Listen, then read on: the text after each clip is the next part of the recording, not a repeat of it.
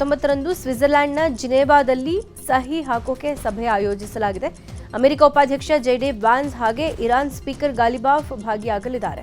ಈ ಬಗ್ಗೆ ಅಂತಾರಾಷ್ಟ್ರೀಯ ಮಾಧ್ಯಮಗಳಿಗೆ ಅಮೆರಿಕ ಅಧಿಕಾರಿ ಮಾಹಿತಿ ಕೊಟ್ಟಿದ್ದಾರೆ. ಸದ್ಯ ಇರಾನ್ನಿಂದ ಅಮೆರಿಕಕ್ಕೆ 14 ಅಂಶಗಳ ಪ್ರಸ್ತಾವನೆ ಸಲ್ಲಿಕೆಯಾಗಿದ್ದು, ಇನ್ನೆರಡೇ ದಿನಗಳಲ್ಲಿ 2 ದೇಶಗಳ ಒಪ್ಪಂದದ ವಿವರಗಳು ಬಹಿರಂಗ ಆಗಲಿವೆ. ಈ ಶಾಂತಿ ಒಪ್ಪಂದ ಬಳಿಕ ಹರ್ಮುಜ್ ಜಲಮಾರ್ಗ ಸಂಚಾರಕ್ಕೆ ಮುಕ್ತವಾಗಲಿದೆ. ಬಿಡದಿಯ ಟೌನ್ಶಿಪ್ ಯೋಜನೆ ವಿರೋಧಿಸಿ ರೈತರ ಹೋರಾಟ ಮುಂದುವರೆದಿದೆ. ಇವತ್ತು ರಾಜ್ಯ ಮಟ್ಟದ ರೈತ ಮುಖಂಡರು ಭೈರಮಂಗಲ ಗ್ರಾಮ ವ್ಯಾಪ್ತಿಯ ತೋಟವೊಂದರಲ್ಲಿ ಆಂತರಿಕ ಸಭೆ ನಡೆಸಲಿದ್ದಾರೆ. ಮುಂದಿನ ಹೋರಾಟದ ಬಗ್ಗೆ ಸ್ಥಳೀಯ ರೈತರೊಟ್ಟಿಗೆ ಸಮಾಲೋಚನೆ ನಡೆಸಲಿದ್ದಾರೆ. ಬಳಿಕ ಭೈರಮಂಗಲ ಸರ್ಕಲ್ಗೆ ಬಂದು ಪ್ರತಿಭಟನಾ ಸ್ಥಳದಲ್ಲಿ ಚರ್ಚೆ ನಡೆಸಲಿದ್ದಾರೆ.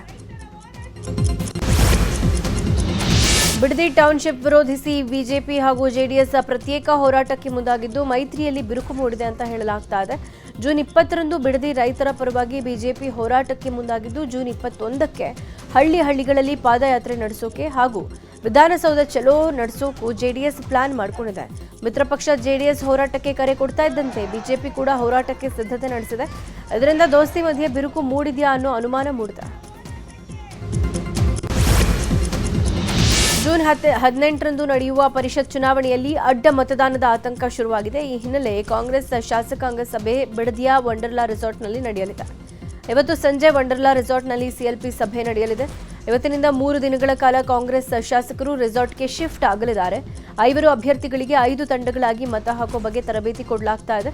ಶಾಸಕರಿಗಾಗಿ 150 ರೂಮ್ಗಳನ್ನು ಸಿಎಂ ಡಿಕೆಶಿ ಬೆಂಬಲಿಗರು ಬುಕ್ ಮಾಡಿದ್ದಾರೆ. ಸಿಎಂ ಡಿಕೆಶಿ ಸಹ ಶಾಸಕರ ಜೊತೆಗೆ ಒಂದು ರಾತ್ರಿ ರೆಸಾರ್ಟ್ನಲ್ಲಿ ತಂಗಲಿದ್ದಾರೆ ಅಂತ ಹೇಳಲಾಗ್ತಾ ಇದೆ. ಕಾಂಗ್ರೆಸ್ ಶಾಸಕರನ್ನ ಸೆಳೆಯೋಕೆ ಕುಮಾರಸ್ವಾಮಿ ಯತ್ನಿಸುತ್ತಿದ್ದಾರೆ ಅಂತ ಶಾಸಕ ಎಚ್.ಸಿ. ಬಾಲಕೃಷ್ಣ ಆರೋಪ ಮಾಡಿದ್ದಾರೆ. 14 ಶಾಸಕರಿಗೆ ದೂರವಾಣಿ ಕರೆ ಮಾಡಿ ಸೆಳೆಯೋ ಪ್ರಯತ್ನ ಮಾಡಿದ್ದಾರೆ. ಜೆಡಿಎಸ್ನಲ್ಲಿದ್ದ ಶಾಸಕರು ಪಕ್ಷೇತರರನ್ನ ಸೆಳೀತಾ ಇದ್ದಾರೆ ಅಂತ ಎಚ್ಡಿಕೆ ವಿರುದ್ಧ ಗುಡುಗಿದ್ದಾರೆ. ಜೂನ್ 27 ಅಥವಾ 29ಕ್ಕೆ ಸಚಿವ ಸಂಪುಟ ವಿಸ್ತರಣೆಯಾಗುವ ಸಾಧ್ಯತೆ ಇದೆ. 23ರಂದು ಸಿಎಂ ಡಿಕೆ ಶಿವಕುಮಾರ್ ಹಾಗೂ ಮಾಜಿ ಸಿಎಂ ಸಿದ್ದು ದೆಹಲಿಗೆ ತೆರಳಲಿದ್ದಾರೆ ಎನ್ನಲಾಗ್ತಾ ಇದೆ. ಪರಿಷತ್ ಚುನಾವಣೆ ಬಳಿಕ ಸಂಪುಟ ವಿಸ್ತರಣೆಗೆ ಒಲವು ಇದೆ. ಹೈಕಮಾಂಡ್ ನಾಯಕರ ಜೊತೆ ಚರ್ಚಿಸಿ ಜೂನ್ 24ಕ್ಕೆ ಅಥವಾ 25ಕ್ಕೆ ಸಂಪುಟ ಸೇರುವವರ ಪಟ್ಟಿ ಫೈನಲ್ ಮಾಡೋ ಸಾಧ್ಯತೆ ಇದೆ. ಒಂದೇ ಸಲ 20 ಸಚಿವರನ್ನ ಸಂಪುಟಕ್ಕೆ ಸೇರಿಸಿಕೊಳ್ಳೋಕೆ ಹೈಕಮಾಂಡ್ ಒಲವು ತೋರಿದೆಯಂತೆ. ಇನ್ನು ರಣದೀಪ್ ಸುರ್ಜೇವಾಲಾರನ್ನ ಸಚಿವ ಕೃಷ್ಣ ಬೈರೇಗೌಡ ಭೇಟಿ ಮಾಡಿದ್ದಾರೆ. ಸುರ್ಜೇವಾಲಾ ಜೊತೆ ಒಂದು ರೌಂಡ್ ಮಾತುಕತೆ ನಡೆಸಿದ್ದಾರೆ. ಕೃಷ್ಣ ಬೈರೇಗೌಡ ಸಂಪೂರ್ಣ ಬೆಂಗಳೂರು ಅಭಿವೃದ್ಧಿ ಖಾತೆ ಕೊಡುವಂತೆ ಪಟ್ಟು ಹಿಡಿದಿದ್ದಾರೆ. ಇವತ್ತು ಮತ್ತೆ ಭೇಟಿ ಮಾಡಿ ಒತ್ತಡ ಹೇರಲಿದ್ದಾರೆ. ರಸಗೊಬ್ಬರ ಕೊರತೆ ಬೆನ್ನಲ್ಲೇ ಸಿಎಂ ಡಿಕೆಶಿ ಅಧಿಕಾರಿಗಳೊಂದಿಗೆ ಸಭೆ ನಡೆಸಿದ್ದಾರೆ. ಬಿತ್ತನೆ ಬೀಜ ರಸಗೊಬ್ಬರ ಸಮರ್ಪಕ ಪೂರೈಕೆಗೆ ಸಿಎಂ ಡಿಕೆಶಿ ಅಧಿಕಾರಿಗಳಿಗೆ ಸೂಚಿಸಿದ್ದಾರೆ. ನಿನ್ನೆ ನಡೆದ ವಿವಿಧ ಇಲಾಖೆ ಪ್ರಗತಿ ಪರಿಶೀಲನಾ ಸಭೆಯಲ್ಲಿ ಅಧಿಕಾರಿಗಳಿಗೆ ನಿರ್ದೇಶಿಸಿದ್ದಾರೆ. ಕ್ರಿಮಿನಾಶಕ ಮತ್ತಿತರ ಔಷಧ ಸಿಂಪರಣೆ ಸಲಕರಣೆಗಳ ನೆರವನ್ನ ರೈತರಿಗೆ ಒದಗಿಸಬೇಕು. ಅತಿವೃಷ್ಟಿ ಅನಾವೃಷ್ಟಿ ಎದುರಿಸೋಕೆ ಸನ್ನದ್ಧರಾಗುವಂತೆ ಕರೆ ಕೊಟ್ಟಿದ್ದಾರೆ. ರೈತರ ಕೃಷಿ ಚಟುವಟಿಕೆಗೆ ತೊಂದರೆ ಆಗದಂತೆ ಕ್ರಮ ವಹಿಸಿ ಅಂತ ಸೂಚಿಸಿದ್ದಾರೆ. ಗ್ಯಾರಂಟಿಗಳ ಪರಿಷ್ಕರಣೆಗೆ ಸರ್ಕಾರ ಮುಂದಾಗಿರುವ ಬೆನ್ನಲ್ಲೇ ಸಿಎಂಗೆ ಗ್ಯಾರಂಟಿಗಳ ಖರ್ಚಿನ ಲೆಕ್ಕ ಕೊಟ್ಟಿದ್ದಾರೆ ಅಧಿಕಾರಿಗಳು. 5 ಗ್ಯಾರಂಟಿಗಳಿಗೆ 3 ವರ್ಷದಲ್ಲಿ ಆಗಿರುವ ಲೆಕ್ಕದ ಅಂಕಿಅಂಶಗಳು ಡಿಕೆಶಿ ಕೈ ಸೇರಿದೆ. ಏಪ್ರಿಲ್ 2026ರವರೆಗೆ ಗೃಹಲಕ್ಷ್ಮಿಗೆ 72,253 ಕೋಟಿ ಪಾವತಿಯಾಗಿದೆ. 1.64 ಗೃಹಜ್ಯೋತಿಗೆ ಫಲಾನುಭವಿಗಳಿಗೆ 3 ವರ್ಷದಲ್ಲಿ ಒಟ್ಟು 26,115 ಕೋಟಿ ಖರ್ಚಾಗಿದೆ. ಅನ್ನಭಾಗ್ಯಕ್ಕೆ 18,897 ಕೋಟಿ, ಶಕ್ತಿ ಯೋಜನೆಗೆ ಒಟ್ಟು 19,890 ಕೋಟಿ, ಯುವ ನಿಧಿಗೆ 1,115 ಕೋಟಿ ಹಣ ಖರ್ಚಾಗಿದೆ. 3 ವರ್ಷಗಳಲ್ಲಿ 5 ಗ್ಯಾರಂಟಿಗಳಿಗೆ ಏಪ್ರಿಲ್ 2026ರವರೆಗೆ 1,38,270 ಕೋಟಿ ರೂಪಾಯಿ ವೆಚ್ಚ ಆಗಿದೆ ಅಂತ ಲೆಕ್ಕ ಕೊಟ್ಟಿದ್ದಾರೆ. ಇನ್ನು ಗೃಹಲಕ್ಷ್ಮಿ ಯೋಜನೆಯಲ್ಲಿ ಮಾರ್ಚ್ 2026ರ ಅಂಕಿ ಅಂಶಗಳಂತೆ ಮರಣ ಹೊಂದಿರುವ 1,95,224 ಗೃಹಲಕ್ಷ್ಮಿಯರಿಗೆ ಪ್ರತಿ ತಿಂಗಳು 39.5 ಕೋಟಿ ರೂಪಾಯಿ ಖರ್ಚಾಗ್ತಾ ಇದೆ. ಈಗ ಪರಿಷ್ಕರಣೆ ಮಾಡಿದರೆ ವರ್ಷಕ್ಕೆ 468 ಕೋಟಿ 54 ಲಕ್ಷ ರೂಪಾಯಿ ಉಳಿತಾಯ ಆಗುತ್ತೆ. ಹಾಗೆ ಐಟಿ ಜಿಎಸ್ಟಿ ಪಾವತಿಸ್ತಾ ಇರೋ 1,94,560 ಗೃಹಲಕ್ಷ್ಮಿಯರನ್ನ ತೆಗೆದು ಹಾಕೋದ್ರಿಂದ ವರ್ಷಕ್ಕೆ 466 ಕೋಟಿ 94 ಲಕ್ಷ ರೂಪಾಯಿ ಉಳಿಯುತ್ತೆ. ಈಗಂತ ಸಿಎಂಗೆ ಅಂಕಿ ಅಂಶಗಳನ್ನು ಕೊಡಲಾಗಿದೆ. ಗೃಹ ಸಚಿವರಾದ ಬೆನ್ನಲ್ಲೇ ಆರ್ಎಸ್ಎಸ್ಗೆ ಪ್ರಿಯಾಂಕ್ ಖರ್ಗೆ ಪತ್ರ ಬರೆದಿದ್ದಾರೆ. ಆರ್ಎಸ್ಎಸ್ ನೋಂದಣಿ ಬಗ್ಗೆ ಅಧಿಕೃತ ಮಾಹಿತಿ ಕೊಡುವಂತೆ ಮೋಹನ್ ಭಾಗವತ್ಗೆ ಪ್ರಿಯಾಂಕ್ ಖರ್ಗೆ ಪತ್ರ ಬರೆದಿದ್ದಾರೆ. ಆರ್ಎಸ್ಎಸ್ ಸಾಂಸ್ಥಿಕ ಸ್ಥಾನಮಾನದ ಕುರಿತು ಕಾನೂನು ಸ್ಪಷ್ಟೀಕರಣ ಕೊಡಿ. ಇಷ್ಟು ದೊಡ್ಡ ಸಂಘಟನೆ ಅನಾಮಧೇಯವಾಗಿ ಕಾರ್ಯನಿರ್ವಹಿಸ್ತಾ ಇದೆ. ವಿಶಾಲವಾದ ಶಿಸ್ತುಬದ್ಧ ಆರ್ಎಸ್ಎಸ್ ಸಂಸ್ಥೆಗಿರೋ ಕಾನೂನು ಮಾನ್ಯತೆ ಏನು? ಆರ್ಎಸ್ಎಸ್ ಹೊಣೆಗಾರಿಕೆ, ಆರ್ಥಿಕ ಪಾರದರ್ಶಕತೆ, ಹಣಕಾಸಿನ ಮೂಲಗಳೇನು? ಈ ಬಗ್ಗೆ ಅಧಿಕೃತ ಪದಾಧಿಕಾರಿಗಳಿಂದ ವಿವರಣೆ ಕೊಡಬೇಕು ಅಂತ ಮಾಡಿದ್ದಾರೆ. ಇನ್ನು ಮೋಹನ್ ಭಾಗವತ್ಗೆ ಪ್ರಿಯಾಂಕ್ ಖರ್ಗೆ ಪತ್ರ ಹಿನ್ನೆಲೆ ಕೆಪಿಸಿಸಿ ನೂತನ ಅಧ್ಯಕ್ಷ ಬಿಕೆ ಹರಿಪ್ರಸಾದ್ ರಿಯಾಕ್ಷನ್ ಕೊಟ್ಟಿದ್ದಾರೆ. ಪ್ರಿಯಾಂಕ್ ಖರ್ಗೆ ಗೃಹ ಸಚಿವರು, ಸಂವಿಧಾನದ ಚೌಕಟ್ಟಿನಲ್ಲಿ ಅವರು ಕೇಳಿದ್ದಾರೆ. ತ್ರಿವರ್ಣ ಧ್ವಜಕ್ಕೆ ಗೌರವ ಕೊಡದೇ ಇರೋದು ರಾಷ್ಟ್ರದ್ರೋಹ ಆಗುತ್ತೆ. ಲೇಖ ಕೇಳಿರೋದು ಸಂವಿಧಾನದ ಅಡಿಯಲ್ಲಿ ಸರಿಯಾಗೇ ಇದೆ ಅಂದರು. ಇನ್ನು ನಿರಂತರವಾಗಿ ಆರ್ಎಸ್ಎಸ್ ಬಗ್ಗೆ ಮಾತಾಡ್ತಾ ಇರುವ ಗೃಹ ಸಚಿವ ಪ್ರಿಯಾಂಕ್ ಖರ್ಗೆ ವಿರುದ್ಧ ಹರಿಹರ ಬಿಜೆಪಿ ಶಾಸಕ ಬಿಪಿ ಹರೀಶ್ ಆಕ್ರೋಶ ವ್ಯಕ್ತಪಡಿಸಿದ್ದಾರೆ. ಪ್ರಿಯಾಂಕ್ ಖರ್ಗೆ ದೇಶದ ಮುಖಪುಟದ ಸುದ್ದಿಗಾಗಿ ಆರ್ಎಸ್ಎಸ್ ಬಗ್ಗೆ ಮಾತಾಡ್ತಾರೆ. ಹಿಂದೂಗಳನ್ನ ಮತ್ತು ಆರ್ಎಸ್ಎಸ್ನ ಟೀಕಿಸೋ ಮೂಲಕ ನಿಮ್ಮ ಭವಿಷ್ಯ ಕೆಡಗಿಸಿಕೊಳ್ಬೇಡಿ, ಹೀಗಂತ ಬಿಪಿ ಹರೀಶ್ ಹೇಳಿದ್ದಾರೆ. ಇನ್ನು ಈ ಕುರಿತು ಬಿಜೆಪಿ ಶಾಸಕ ಸುನೀಲ್ ಕುಮಾರ್ ಆಕ್ರೋಶ ಹೊರಹಾಕಿದ್ದಾರೆ. ಎಕ್ಸ್ನಲ್ಲಿ ಟ್ವೀಟ್ ಮಾಡಿ ಗೃಹ ಸಚಿವ ಪ್ರಿಯಾಂಕ್ ಖರ್ಗೆ ವಿರುದ್ಧ ವಾಗ್ದಾಳಿ ನಡೆಸಿದ್ದಾರೆ. ನಿಮ್ಮನ್ನು ಆವರಿಸಿದ ಆರ್ಎಸ್ಎಸ್ ಫೋಬಿಯಾ ಬಿಡುಗಡೆ ಆಗೋ ಯಾವುದೇ ಲಕ್ಷಣ ಕಾಣಿಸ್ತಾ ಇಲ್ಲ. ಪರಿಸ್ಥಿತಿ ಬದಲಾದಾಗ ಮನಸ್ಥಿತಿ ಬದಲಾಗುತ್ತೆ ಅಂತ ನಾವೆಲ್ಲ ಭಾವಿಸಿದ್ವಿ, ಆದರೆ ನಿಮ್ಮ ವಿಚಾರದಲ್ಲಿ ಈ ನಿರೀಕ್ಷೆ ಹುಸಿಯಾಗಿದೆ ಅಂತ ಕಿಡಿಕಾರಿದ್ರು.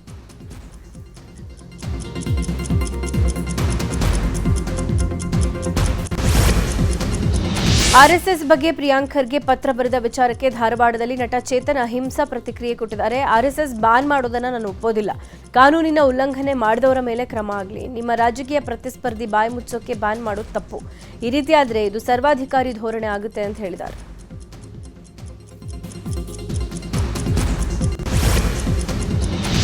ಆರ್ಎಸ್ಎಸ್ ತನ್ನ ನೋಂದಣಿ ಹಾಗೂ ಹಣಕಾಸು ಮೂಲಗಳ ಮಾಹಿತಿ ಕೊಡಬೇಕು ಅನ್ನುವ ಗೃಹ ಸಚಿವ ಪ್ರಿಯಾಂಕ್ ಖರ್ಗೆ ಅವರ ಪತ್ರಕ್ಕೆ ಆರ್ಎಸ್ಎಸ್ ಸರ ಸಂಘ ಚಾಲಕ ಮೋಹನ್ ಭಾಗವತ್ ತಿರುಗೇಟು ಕೊಟ್ಟಿದ್ದಾರೆ. ಹಿಂದೂ ಧರ್ಮಕ್ಕೂ ಯಾವುದೂ ನೋಂದಣಿ ಬೇಕಾಗಿಲ್ಲ ಅಂತ ತಿರುಗೇಟು ಕೊಟ್ಟಿದ್ದಾರೆ. ಆರ್ಎಸ್ಎಸ್ ಶುರುವಾಗಿದ್ದು ಬ್ರಿಟಿಷರ ಕಾಲದಲ್ಲಿ. ಸಂಘದ ಕೆಲಸಕ್ಕೆ ಯಾವುದೇ ನೋಂದಣಿ ಬೇಕಾಗಿಲ್ಲ ಅಂತ ಪ್ರಿಯಾಂಕ್ ಖರ್ಗೆಗೆ ಮೋಹನ್ ಭಾಗವತ್ ಕೌಂಟರ್ ಕೊಟ್ಟಿದ್ದಾರೆ.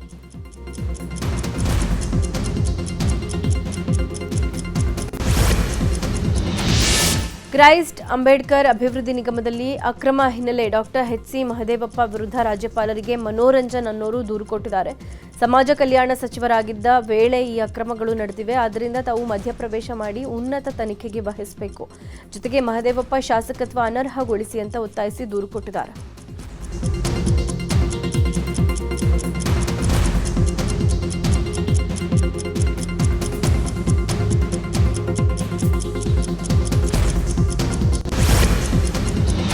ಬೆಂಗಳೂರಲ್ಲಿ ಬೃಹತ್ ಗಾತ್ರದ ಮರ ಧರೆಗುರುಳಿ ಬಿದ್ದಿದೆ. ಇಂದಿರಾನಗರದ 17th ಕ್ರಾಸ್ನಲ್ಲಿ ಘಟನೆ ನಡೆದಿದೆ. ಬುಲೆಟ್ ಶೋರೂಮ್ ಪಕ್ಕ ದಿಢೀರಂತ ಮರ ಬಿದ್ದಿದೆ. ಪಕ್ಕದಲ್ಲೇ ನಿಲ್ಲಿಸಿದ್ದ ವಾಹನದ ಮೇಲೆ ಮರ ಬಿದ್ದ ಪರಿಣಾಮ ಸಂಪೂರ್ಣ ಜಖಮಾಗಿದೆ. ಅದೃಷ್ಟವಶಾತ್ ಪ್ರಾಣಾಪಾಯದಿಂದ ಸವಾರರು ಪಾರಾಗಿದ್ದಾರೆ.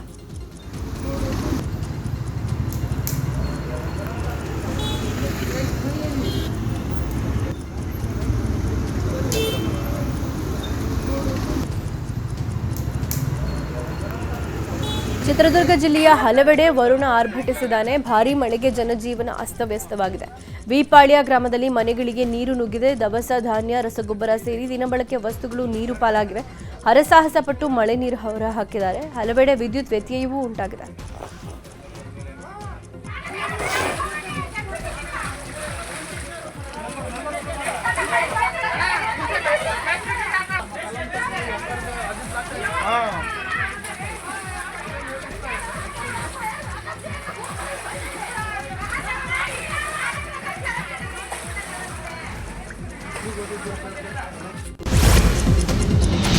ಮಳೆಗಾಲ ಎದುರಿಸೋಕೆ ಬೆಂಗಳೂರಲ್ಲಿ ಜಿಬಿಎ ಮಾಡಿರೋ ತಯಾರಿ ಬಗ್ಗೆ ಆಯುಕ್ತ ಜಿಬಿಎ ಮುಖ್ಯ ಆಯುಕ್ತ ಎಂ ಮಹೇಶ್ವರ್ ರಾವ್ ಮಾಹಿತಿ ಕೊಟ್ಟಿದ್ದಾರೆ. ಡ್ರೈನೇಜ್ ಸಿಸ್ಟಮ್ ಹಾಗೂ ಚರಂಡಿ ವ್ಯವಸ್ಥೆ ಸರಿಪಡಿಸಲಾಗ್ತಾ ಇದ್ದು ಈಗಾಗಲೇ 70% ಕೆಲಸ ಮುಗಿಸಿದೀವಿ. ಮಳೆಯಿಂದ ತೊಂದರೆ ಆಗೋ 70% ಭಾಗಗಳನ್ನು ಗುರುತಿಸಿದೀವಿ. ಆ ಭಾಗಗಳಲ್ಲಿ ಆದಷ್ಟು ಬೇಗ ಕೆಲಸ ಮುಗಿಸಿ ನೀರು ನಿಲ್ಲದ ಹಾಗೆ ಮಾಡ್ತೀವಿ. ಜನರಿಗೆ ತೊಂದರೆ ಆಗದ ರೀತಿ ಕ್ರಮ ವಹಿಸಲಾಗುತ್ತೆ ಅಂತ ಹೇಳಿದ್ರು. ಇನ್ನು ಇದೇ ವೇಳೆ ವೈಟ್ ಟಾಪಿಂಗ್ ಕಾಮಗಾರಿಗಳಿಗೆ ವೇಗ ನೀಡೋಕೆ ಅಧಿಕಾರಿಗಳಿಗೆ ಆಯುಕ್ತ ಮಹೇಶ್ವರ್ ರಾವ್ ಸೂಚಿಸಿದ್ದಾರೆ. ಬಾರ್ ಅಂಡ್ ರೆಸ್ಟೋರೆಂಟ್ನಲ್ಲಿ ಅಗ್ನಿ ದುರಂತ ಸಂಭವಿಸಿ ಇಬ್ಬರು ಸಜೀವ ದಹನರಾಗಿದ್ದಾರೆ. ಈ ಘಟನೆ ಮೈಸೂರಿನ ದಟ್ಗಳಿಯ 4ನೇ ಹಂತದಲ್ಲಿ ನಡೆದಿದೆ. ಸಾಹಿನ್ ಪ್ರಕಾಶ್ ಮೃತ ದುರ್ದೈವಿಗಳ ಚಿತ್ರದುರ್ಗ ರೇಣುಕಾಸ್ವಾಮಿ ಕೊಲೆ ಪ್ರಕರಣ ಸಂಬಂಧ ವಾರದಲ್ಲಿ 4 ದಿನ ವಿಚಾರಣೆಗೆ ಸೆಷನ್ಸ್ ಕೋರ್ಟ್ ಅಸ್ತು ಅಂತ ಹೇಳಿದೆ. ಪ್ರತಿದಿನ ಪ್ರಕರಣದ ವಿಚಾರಣೆ ನಡೆಸೋಕೆ ಹಾಗೂ ತ್ವರಿತಗತಿ ವಿಚಾರಣೆಗೆ ಎಸ್ಪಿಪಿ ಪ್ರಸನ್ನಕುಮಾರ್ ಮನವಿ ಮಾಡಿದ್ರು. ಹೀಗಾಗಿ ಸುಪ್ರೀಂ ಕೋರ್ಟ್ ಸೂಚನೆಯಂತೆ ತ್ವರಿತಗತಿ ವಿಚಾರಣೆ ನಡೆಸೋಕೆ ಸೆಷನ್ಸ್ ಕೋರ್ಟ್ ಸಮ್ಮತಿ ಕೊಟ್ಟಿದೆ. ಇನ್ನು ವಿಚಾರಣೆ ವೇಳೆ ಕೋರ್ಟ್ಗೆ ಆರೋಪಿಗಳ ಖುದ್ದು ಹಾಜರಾತಿಗೆ ಅನುಮತಿ ನೀಡುವಂತೆ ಕೋರಿ ಆರೋಪಿ ದರ್ಶನ್ ಪರ ವಕೀಲ ಸುನಿಲ್ ಅರ್ಜಿ ಹಾಕಿದ್ದಾರೆ. ಇವತ್ತು 59ನೇ ಸಿಸಿಎಚ್ ಕೋರ್ಟ್ನಲ್ಲಿ ಅರ್ಜಿಯ ವಿಚಾರಣೆ ನಡೆಯಲಿದೆ. ಸರ್ಕಾರದ ಪರ ಎಸ್ಪಿಪಿ ಪ್ರಸನ್ನಕುಮಾರ್ ಆಕ್ಷೇಪಣೆ ಸಲ್ಲಿಸಲಿದ್ದಾರೆ. ಸಾಕ್ಷಿಗಳ ಕ್ರಾಸ್ ಎಕ್ಸಾಮಿನೇಷನ್ ನಡೆಸೋ ಸಾಧ್ಯತೆ ಇದೆ.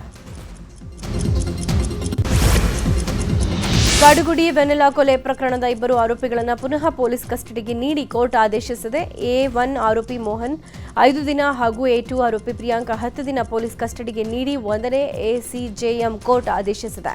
ಪ್ರಿಯಾಂಕಾಳ ಪಾಲಿಗ್ರಾಫ್ ಪರೀಕ್ಷೆ ನಡೆಸೋ ಸಾಧ್ಯತೆ ಇದೆ. ಪೊಲೀಸರನ್ನ ಇದಕ್ಕೆ ಬೇಕಾದ ಸಿದ್ಧತೆ ಮಾಡಿಕೊಳ್ತಾ ಇದ್ದಾರೆ ಎನ್ನಲಾಗಿದೆ. ಬೆಳಗಾವಿಯಲ್ಲಿ ಶಿವಂ ಅಸೋಸಿಯೇಟ್ಸ್ ವಂಚನೆ ಪ್ರಕರಣಕ್ಕೆ ಸಂಬಂಧಪಟ್ಟಂತೆ ಹಿಂಡಲಗ ಜೈಲಿನಿಂದ ಶಿವಾನಂದ ನೀಲಣ್ಣನವರ್ ಬಿಡುಗಡೆ ಆಗಿದ್ದಾರೆ. ಜೂನ್ 12ನೇ ತಾರೀಕು ಬೆಂಗಳೂರಿನ 92ನೇ ಸಿಟಿ ಸಿವಿಲ್ ಮತ್ತು ಸೆಕ್ಷನ್ ಕೋರ್ಟ್ ಷರತ್ತು ವಿಧಿಸಿ ಮಧ್ಯಂತರ ಜಾಮೀನು ಕೊಟ್ಟಿದೆ. 3 ಲಕ್ಷ ಬಾಂಡ್ ಶ್ಯೂರಿಟಿ ಹಾಗೂ ದೇಶ ಬಿಡದಂತೆ ಕೋರ್ಟ್ ಷರತ್ತು ವಿಧಿಸಿ ಮಧ್ಯಂತರ ಬೇಲ್ ಕೊಟ್ಟಿತ್ತು. ಜೂನ್ 27ರಂದು ಕೋರ್ಟ್ಗೆ ಹಾಜರಾಗುವಂತೆ ಸೂಚಿಸಿದೆ. ಮೇ 15ರಂದು ಶಿವಾನಂದ ನೀಲಣ್ಣನವರನ್ನ ಮಾಳ ಮಾರುತಿ ಪೊಲೀಸರು ಬಂಧಿಸಿದ್ದಾರೆ. ರಾಜ್ಯ ಸರ್ಕಾರ ಐಜಿಪಿ ಲಾಭುರಾಮ್ಗೆ ಕೊನೆಗೂ ಸರ್ಕಾರ ಹುದ್ದೆ ಕೊಟ್ಟಿದೆ. ಪೊಲೀಸ್ ಕಂಪ್ಯೂಟರ್ ವಿಂಗ್ ಐಜಿಪಿಯಾಗಿ ಲಾಭುರಾಮ್ ವರ್ಗಾವಣೆ ಆಗಿದ್ದಾರೆ. ಜೊತೆಗೆ ಗೃಹ ಸಚಿವರ ಪ್ರಭಾರಿ ವಿಶೇಷ ಅಧಿಕಾರಿಯಾಗಿ ನೇಮಕ ಆಗಿದ್ದಾರೆ. ಹಿಂದೆ ಗುಪ್ತಚರ ಇಲಾಖೆ ಐಜಿಪಿ ಆಗಿದ್ದ ಲಾಭುರಾಮ್ ಅವರನ್ನು ಜೂನ್ 7ರಂದು ಯಾವುದೇ ಹುದ್ದೆ ತೋರಿಸದೆ ವರ್ಗಾಯಿಸಲಾಗಿತ್ತು. ಈಗ ಪೊಲೀಸ್ ಕಂಪ್ಯೂಟರ್ ವಿಂಗ್ ಐಜಿಪಿಯಾಗಿ ನೇಮಕ ಮಾಡಲಾಗಿದೆ. ಆಸ್ತಿ ವಿಚಾರಕ್ಕೆ ದಾಯಾದಿಗಳು ಬಡದಾಡಿಕೊಂಡಿರುವ ಘಟನೆ ಮೈಸೂರು ಜಿಲ್ಲೆ KR ನಗರ ಪಟ್ಟಣದ ಚೀರನಹಳ್ಳಿ ರಸ್ತೆಯಲ್ಲಿ ನಡೆದಿದೆ. ಜಮೀನಿನ ಉಳುಮೆ ವಿಚಾರವಾಗಿ ಜಗದೀಶ್ ಎಂಬ ಯುವಕನ ಮೇಲೆ ಕುಮಾರ್ ಹಾಗೂ ಆತನ ಪತ್ನಿ ಜಯಮ್ಮ ದೊಣ್ಣೆಯಿಂದ ಹಲ್ಲೆ ಮಾಡಿದ್ದು, ತಡೆಯೋಕ್ ಹೋದ ಜಗದೀಶನ ತಂದೆ ಹಾಗೂ ದೊಡ್ಡಪ್ಪನ ಮೇಲೂ ಹಲ್ಲೆ ಮಾಡಿದ್ದಾರೆ. ಹಲ್ಲೆಗೊಳಗಾದ ಜಗದೀಶ್ ತಾಲೂಕು ಸಾರ್ವಜನಿಕ ಆಸ್ಪತ್ರೆಯಲ್ಲಿ ಚಿಕಿತ್ಸೆ ಪಡೆಯುತ್ತಾ ಇದ್ದು, ಈ ಸಂಬಂಧ ಕೃಷ್ಣರಾಜ ಪೊಲೀಸ್ ಠಾಣೆಯಲ್ಲಿ ಪ್ರಕರಣ ದಾಖಲಾಗಿದೆ. ಚಾಮರಾಜನಗರದ ಮಲೆ ಮಹದೇಶ್ವರ ಬೆಟ್ಟದ ರಸ್ತೆಯಲ್ಲಿ ಸರಣಿ ಅಪಘಾತ ನಡೆದಿದೆ. 3 ಬಸ್ ಹಾಗೂ 1 ಬೈಕ್ ನಡುವೆ ಒಂದಕ್ಕೊಂದು ಡಿಕ್ಕಿ ಸಂಭವಿಸಿ ಬೈಕ್ ಸವಾರ ಗಾಯಗೊಂಡಿದ್ದಾನೆ. ಅದೃಷ್ಟವಶಾತ್ ಬಸ್ ಪ್ರಯಾಣಿಕರು ಪ್ರಾಣಾಪಾಯದಿಂದ ಪಾರಾಗಿದ್ದಾರೆ. ಬೈಕ್ ಸವಾರ ಮನು ಎಂಬಾತ ಗಾಯಗೊಂಡಿದ್ದು ಸರ್ಕಾರಿ ಆಸ್ಪತ್ರೆಗೆ ದಾಖಲಿಸಲಾಗಿದೆ. ಕೊಪ್ಪಳದ ಅಳವಂಡಿ ಠಾಣೆಯ PSI ಪ್ರಹ್ಲಾದ್ ನಾಯಕ್ ಕಾನೂನು ಪದವಿ ವಿದ್ಯಾರ್ಥಿಗಳಿಗೆ ಅವಾಚ್ಯ ಶಬ್ದಗಳಿಂದ ನಿಂದಿಸಿರುವ ಆರೋಪ ಕೇಳಿಬಂದಿದೆ. PSI ಮೇಲೆ ಕಾನೂನು ಕ್ರಮ ಕೈಗೊಳ್ಳಬೇಕು ಅಂತ ವಿದ್ಯಾರ್ಥಿಗಳು ಈಗ ಆಗ್ರಹಿಸುತ್ತಿದ್ದಾರೆ. ವಿಲ್ ಪ್ರಕರಣದಲ್ಲಿ ಮರಿಯಪ್ಪ ಅನ್ನುವರನ್ನ ಠಾಣೆಯಲ್ಲಿ ಕೂರಿಸಿದ್ರು. ಈ ಬಗ್ಗೆ ಕೇಳಿದ ವಿದ್ಯಾರ್ಥಿಗಳಿಗೆ PSI ಅವಾಚ್ಯ ಶಬ್ದದಿಂದ ಬೈದಿದ್ದಾರೆ. ಆಗ ವಿದ್ಯಾರ್ಥಿಗಳು ವಿಡಿಯೋ ರೆಕಾರ್ಡ್ ಮಾಡಿಕೊಂಡಿದ್ರು. ಈ ವಿಚಾರ ಗೊತ್ತಾದ ತಕ್ಷಣ PSI ಎಲ್ಲಾ ವಿಡಿಯೋಗಳನ್ನು ಡಿಲೀಟ್ ಮಾಡಿಸಿದ್ದಾರೆ ಎನ್ನಲಾಗಿದೆ. ಈ ಬಗ್ಗೆ ಕೊಪ್ಪಳ SPಗೆ ವಿದ್ಯಾರ್ಥಿಗಳು ದೂರು ಕೊಟ್ಟಿದ್ದಾರೆ. ಶಿವಮೊಗ್ಗ ಜಿಲ್ಲೆಯ ಶಿಕಾರಿಪುರ ತಾಲೂಕಿನ ಅಂಬಲಿಗೋಡ ಸಮೀಪ ಹೆದ್ದಾರಿಯಲ್ಲಿ ಆಕಸ್ಮಿಕ ಬೆಂಕಿ ತಗುಲಿ ಕಾರು ಹೊತ್ತಿ ಉರಿದಿದೆ. ಶಿಕಾರಿಪುರದಿಂದ ಹಣಗೆರೆ ಕಟ್ಟೆಗೆ ತೆರಳುತ್ತಾ ಇದ್ದ ಕಾರಿನಲ್ಲಿ ಬೆಂಕಿ ಕಾಣಿಸಿಕೊಂಡಿದೆ. ಇದಕ್ಕಿದಂಗೆ ಬೆಂಕಿ ಹೊತ್ಕೊಂಡು ಕಾರು ಹೊತ್ತಿ ಉರಿದಿದೆ. ಕಾರಿನಲ್ಲಿದ್ದ ಓರ್ವ ಪುರುಷ ಹಾಗೂ 3 ಮಹಿಳೆಯರು ಮಕ್ಕಳು ಗ್ರೇಟ್ ಎಸ್ಕೇಪ್ ಆಗಿದ್ದಾರೆ. ಕನ್ನಡ ಕಡೆಗಣನೆ ಮಾಡಿರುವ ಆರೋಪದ ಮೇರೆಗೆ ನೈಋತ್ಯ ರೈಲ್ವೆ ಇಲಾಖೆ ವಿರುದ್ಧ ಕರವೇ ನಾರಾಯಣಗೌಡ ಆಕ್ರೋಶ ವ್ಯಕ್ತಪಡಿಸಿದ್ದಾರೆ. ಗೂಡ್ಸ್ ಟ್ರೈನ್ ಮ್ಯಾನೇಜರ್ ಹುದ್ದೆಯನ್ನು ಲೆವೆಲ್ 5ರಲ್ಲಿ %15 LDC ಕೋಟಾ ಅಡಿಯಲ್ಲಿ ಭರ್ತಿ ಮಾಡೋಕೆ ನೈಋತ್ಯ ರೈಲ್ವೆ ಮೈಸೂರು ವಿಭಾಗ ಜೂನ್ 4ರಂದು ಅಧಿಸೂಚನೆ ಹೊರಡಿಸಿತ್ತು. ಜೂನ್ 25ರಂದು ನಡೆಯುವ ಪರೀಕ್ಷೆಯ ಪ್ರಶ್ನೆ ಪತ್ರಿಕೆಯನ್ನು ಕೇವಲ ಇಂಗ್ಲಿಷ್ ಮತ್ತು ಹಿಂದಿಯಲ್ಲಿ ಮಾತ್ರ ಸಿದ್ಧಪಡಿಸಲಾಗಿದೆ. ಕನ್ನಡ ಭಾಷೆಯಲ್ಲಿ ಪರೀಕ್ಷೆ ಬರೆಯೋಕೆ ಅವಕಾಶ ಕೊಡದೇ ಇರೋದನ್ನು ಕನ್ನಡಿಗರ ಮೇಲೆ ನಡೆಸ್ತಾ ಇರುವ ಘೋರ ಅನ್ಯಾಯ ಅಂತ ಕರವೇ ನಾರಾಯಣಗೌಡ ಪ್ರತಿಭಟನೆಗೆ ಎಚ್ಚರಿಕೆ ಕೊಟ್ಟಿದ್ದಾರೆ.